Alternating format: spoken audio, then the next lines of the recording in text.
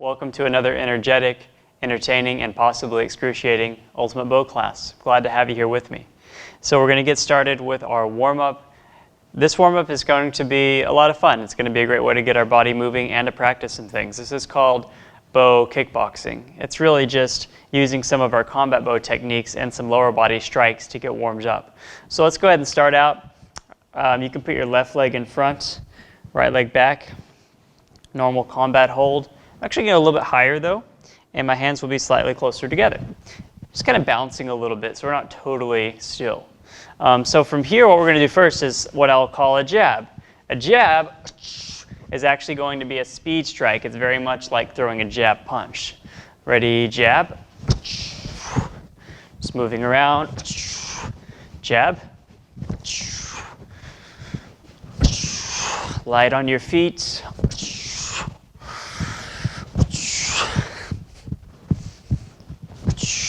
Moving around, getting warmed up. Let's switch sides. Jab. Well, currently it just looks like we're doing a speed strike in a smaller fighting stance, which is true, but it'll look more like bow kickboxing in a second. Switch legs. Now we're going to do jab cross. It's going to be jab. Imagine you're throwing a cross punch. But what's going to actually happen is you're going to do a number 4 angle strike, or it's a horizontal strike, almost landing in our number 2 section of the body, though, just like the side of the head. So jab, cross, jab, cross, up,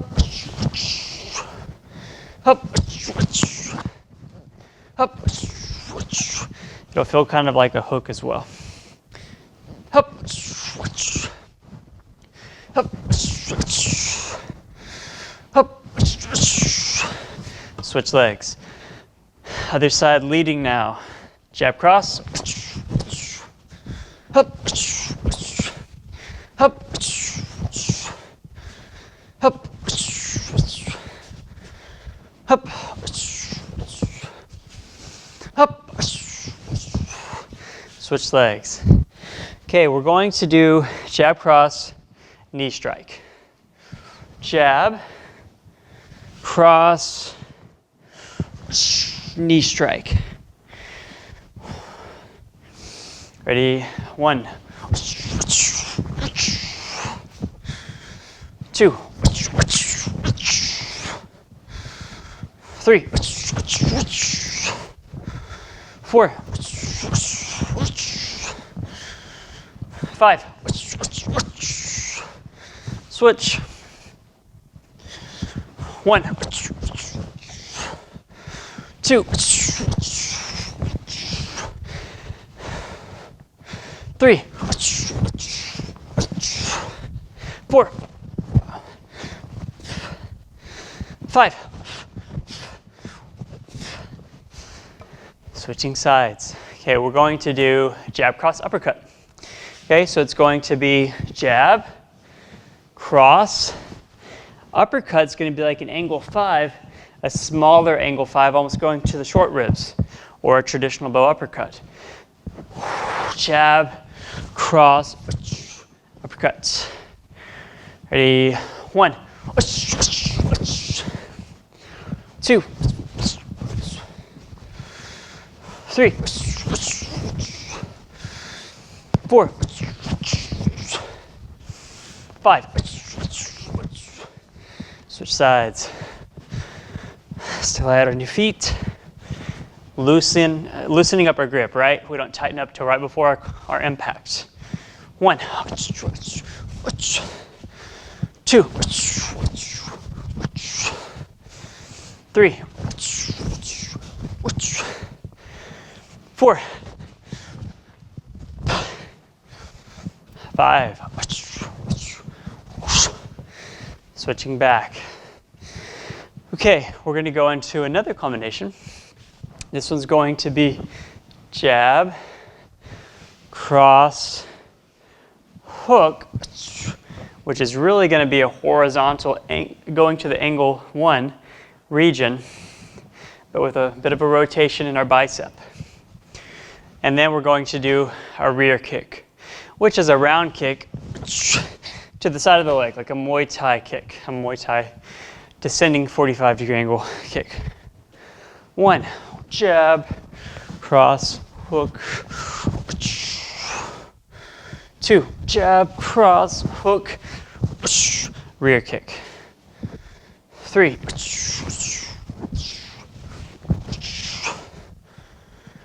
4,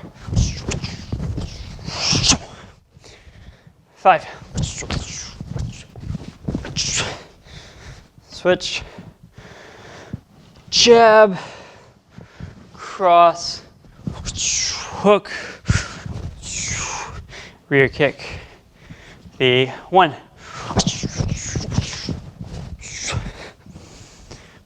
2, 3, 4, 5,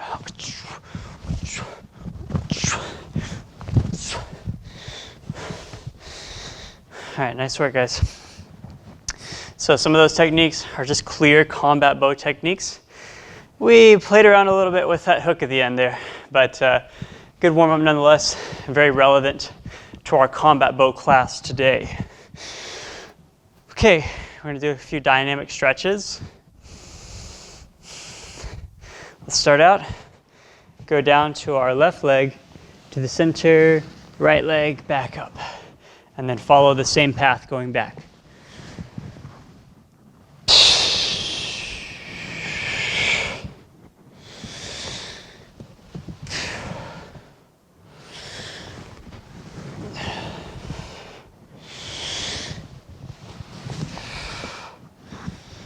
Okay, open up the chest with one arm.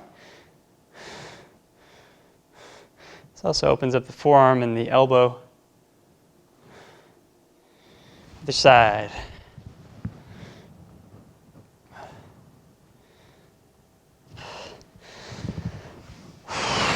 Okay, on the neck now, extend the arms, twist, and bend into one knee. This is really more of a opening up of the inner thigh, hamstring, even the glute, the hip flexor.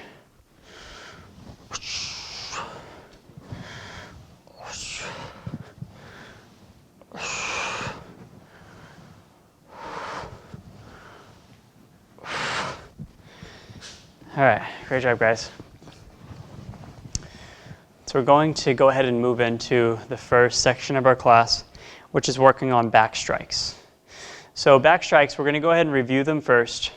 The back strike, simply put, is whenever you return along the same path of an initial strike. So if you initially did something that was a horizontal line strike, like a number 3, or a basic strike number 3, and then you come back on the same plane without twisting your hand or rotating or any grip positional change, that would be considered a back strike. The bow back fist from our green chevron level, which is in our traditional technique section, really could be considered a back strike. Of course, if it's done independently on its own, it wasn't a back strike on an initial strike. It's just one that was thrown out, but it's very much like a back fist strike is, even without a weapon in your hand. Back strikes can definitely catch an opponent off guard. You can generate a good amount of force on your back strike if you do it right. If you don't, they're going to feel very weak. They're going to feel somewhat useless, and you might even feel uncomfortable. It does put your body in some positions that force a little bit more of an extension than something simple like a thrust, right? Okay, but let's review our back strike. We're just going to practice a back strike as if we just threw not a very deep angle 1 strike, or a basic strike number 1, but just a normal basic strike number 1. So basic strike number 1, and then we're going to return along the same path. In this case, it would be coming upward, right? So we came down like this, and we're going to go back the way we came. So that is the simple concept here. Now to do a back strike properly though, we actually want to curl our body in and the arm in as well. So what I'm actually doing is setting up for a very nice extension. Rather than just doing this and pushing, it's not a poke or a thrust. Okay, so that's a common mistake I see students make. They turn it into sort of like a poke or a thrust of some sort. They'll be like here. Now, I'm not saying you couldn't do that. It is a possible technique. But what we're doing is, instead of thrusting out and hitting back with the tip of the bow, the very tip, we're hitting with this quarter. We're going to hit on either side of this quarter of the staff, okay, on the blunt exterior side of the cylinder. Okay, so if we did a horizontal type strike to the head, back strike, we push our hand outward. And I like to liken this to if you've done chest flies before, okay, chest flies lying on a bench or, in a weight machine. That's what you're doing. You're extending, you're pushing, you're opening the chest up, getting a lot of extension. And that backhand is not inactive. It's also pushing. It's pushing and giving you added force, essentially. So I'm here. This one whips and throws out as my backhand adds some force with a push. So the front arm, the leading arm's whipping out, the back arm's pushing. Okay, now you'll notice when you start making contact with an actual opponent or a training bag or something that sometimes you will lose your grip on your backhand. That is okay. We definitely want to maintain our grip on our front hand, but it's due to the nature of this strike. And like I said, we're coming back on the weaker side. So let's practice a few. So angle one, angle one, angle one, right, angle two. Now since we're now using the non-dominant hand to do a back strike, it becomes a little more of a thrust. That's why back strikes tend to be used on the dominant side though. Angle three. For example, angle four, if you come back, you can attempt to kind of pull back in and strike with this edge. But if I was going to lead a back strike with my non-dominant hand, I would usually just turn it into a thrust of some sort. And that's very similar to a heel thrust, okay? But back strikes typically make more sense when they're used off the lead hand, is what I'm saying. Angle three, angle five. Also possible to come back down the same plane on the angle fives or sixes. I wouldn't use it as much, but it's something you could do coming back down, and it's more relevant if you're trying to score points in a bow sparring match than in self-defense though. Okay, let's switch sides. Angle two,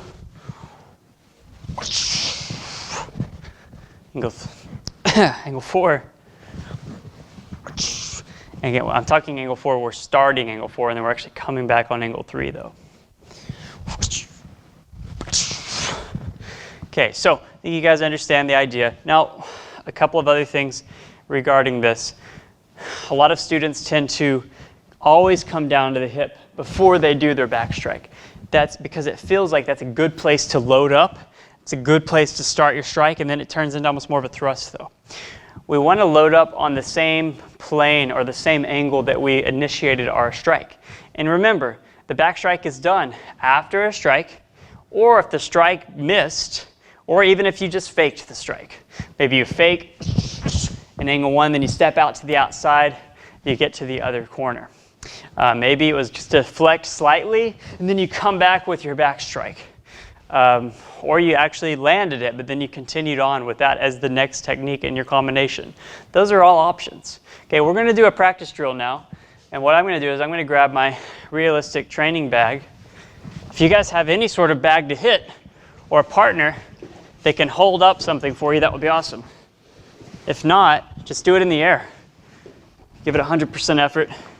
Just make it real. Okay, we're going to set up a timer for 2 minutes. For 2 minutes, I'm going to call out an angle. The angle is where you start. So if I say angle 1, coming back, you would come back the plane or the angle of the initial angle that I said, angle 1, if that makes sense. All right, right hand dominant, begin. Angle 1, angle 3, angle 1. You can also vary it some horizontal style or coming back up on angles. Angle 3, angle 1, angle 3, angle 5. Notice the awkwardness of that downward angle. Angle 1, angle 1, angle 1, angle 3, switch sides, angle 2, angle 4, angle 4, angle 2,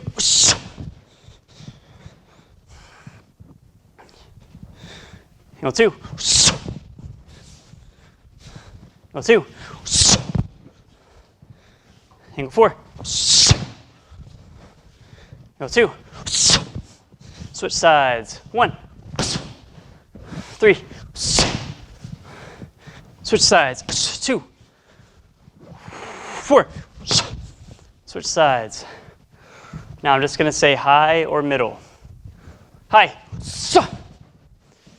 middle, high, switch, high, high. Now actually land your initial strike. High, middle, middle, switch sides, and time.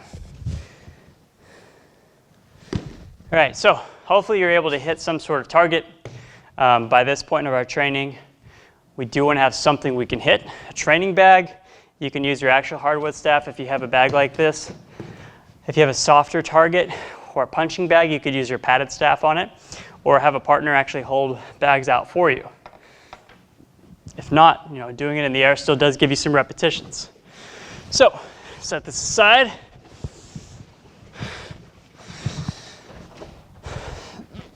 We're going to move on to the next section of our class, guys. So we're going to move on to a shield block. Now, a shield block, as we know, this is just a quick review. We're essentially using this as a defensive a fortress, essentially. I mean, we're able to go in a lot of different directions and protect our entire body. That's the benefit of having a staff that's around your same height, maybe even slightly taller. Okay, so if we're leading with the right hand holding the staff, which is what we'll do right now, with our shield block, we have an incoming thrust. For example, we get off line of the thrust. We have lots of options. We want to train within our muscle memory a few common sense reactive combatives. That's why we do these classes. That's why we get lots of training time in. It's not just about knowing the technique, because you could teach someone this in a couple of minutes and they're like, oh yeah, it's just a lever. You go side to side. You get your body offline of the initial attack. Like, okay, duh. But now, if someone comes up to you with a spear and your life's on the line and they're about to kill you, we need to be able to immediately react and then do something that immediately takes that opponent out of the equation. And that's what we're going to do today, okay? So first of all, a couple of things. If we're lined up behind this, we do lever, and of course we do want to get our body offline. And you're just pushing a lever. Okay, so if we're going to lever this way, and then we do a common sense attack. So a couple that make sense to me, of course you can go straight up to the groin. You just literally pick up and go straight and you lift. Imagine you're trying to go under to the groin, the pelvic area, and like lift the person off the ground. That's extremely painful.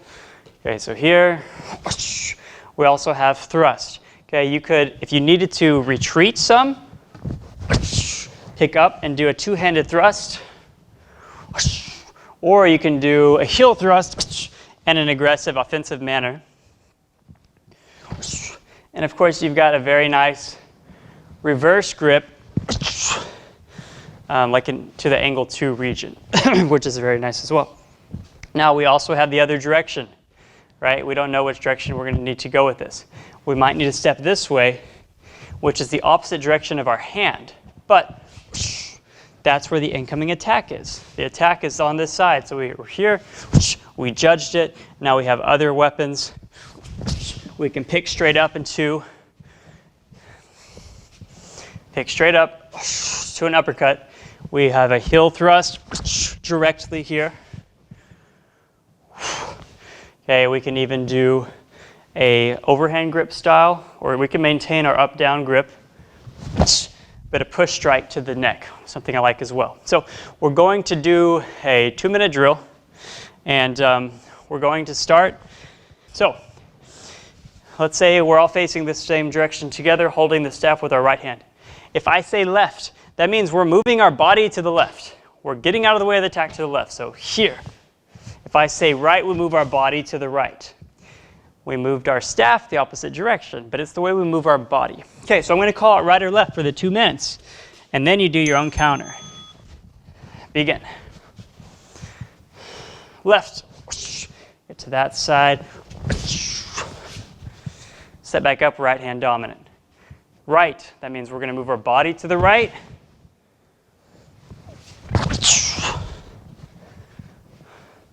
Right. Left.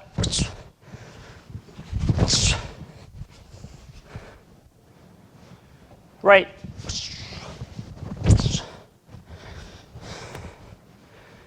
Left. Just going to change angles, but it's the same thing. Right. Try to be calm and, not too jittery before you do your defense. Right. That's the interesting thing about this particular technique. Left.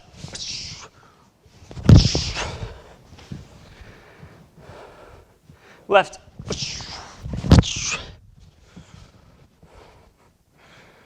Right.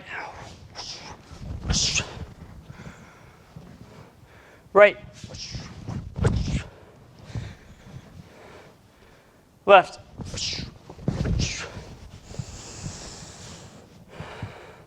Left.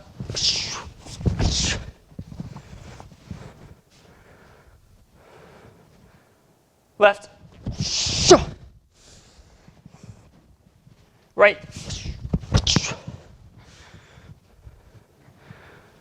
Right.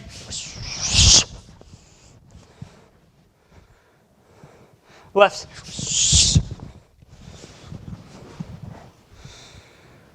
Right.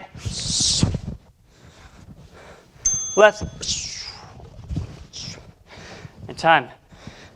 All right, so hope that made sense to you guys. We're going to go to the left now, meaning our left is going to be holding dominant. We're steadfast. We're still. We react to the incoming attack. If I say right, we move our body to the right. If I say left, move our body to the left, and then a counterattack. Got 2 minutes. Begin. Right.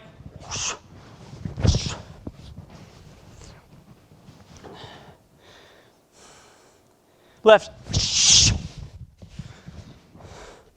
Left. Left.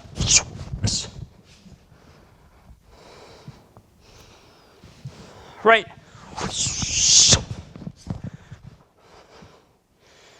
Left.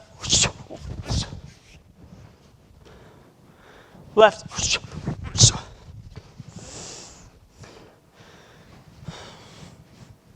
Right.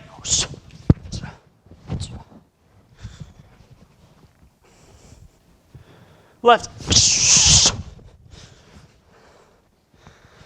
Right.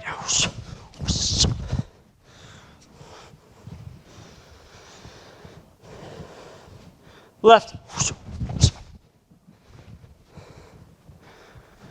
left,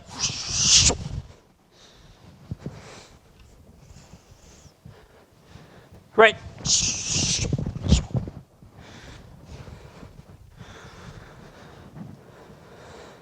left, right, left, left, right,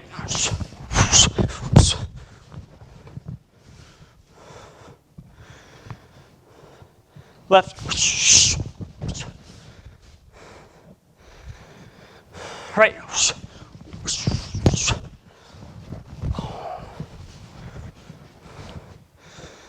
left, and time.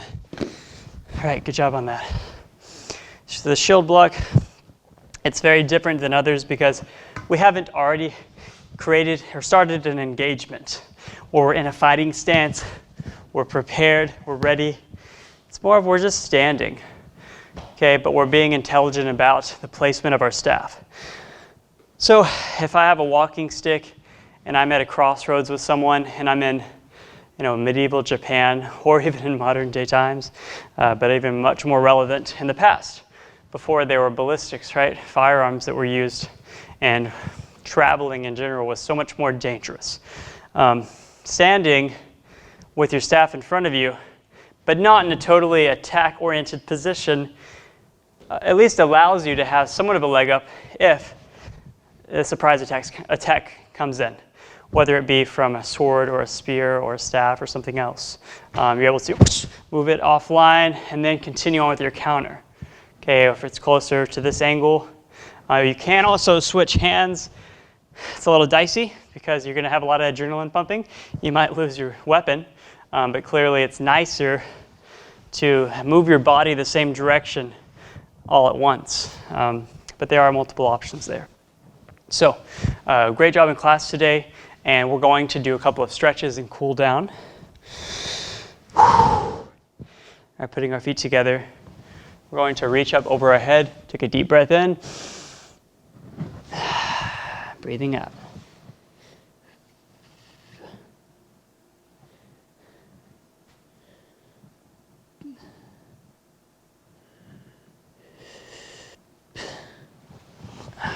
Stand back up.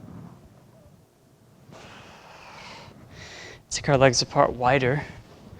Go down in the center.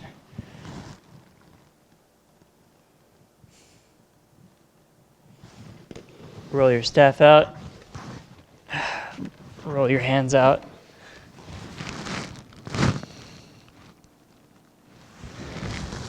Lean your hips forward towards the ground.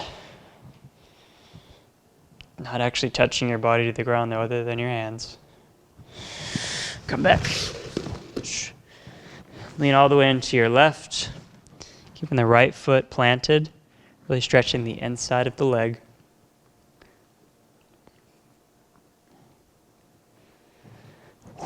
Lean all the way into the right.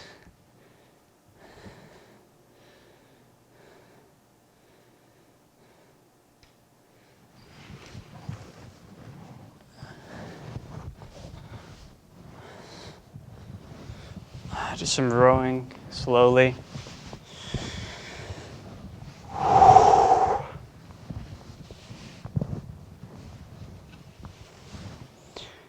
Okay, take your hand, put your palm facing out, and almost walk towards or like away from your hand. This is going to stretch out your shoulder.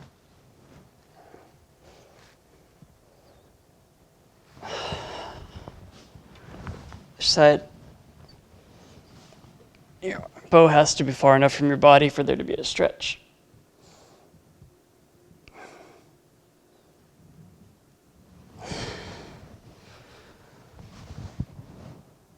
Put the staff behind your neck.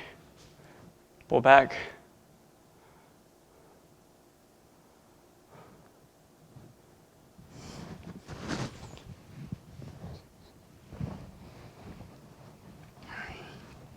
All right.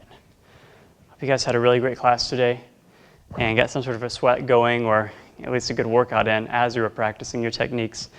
looking out for all those small things, whether you film a video of yourself or you're watching in a mirror or you ask someone to review it, or of course whenever myself or one of the instructors reviews one of your assignments and tests, we're able to catch those things. But we want to look for small incremental improvement. So we don't want to always just practice the same thing for like 10, 20, 30, 40 hours of practice time just to do it. We want to look for those small adjustments, right? And that's why looking at others and interacting with our peers, getting feedback, those are all great things to do. So great job in class. See you next time.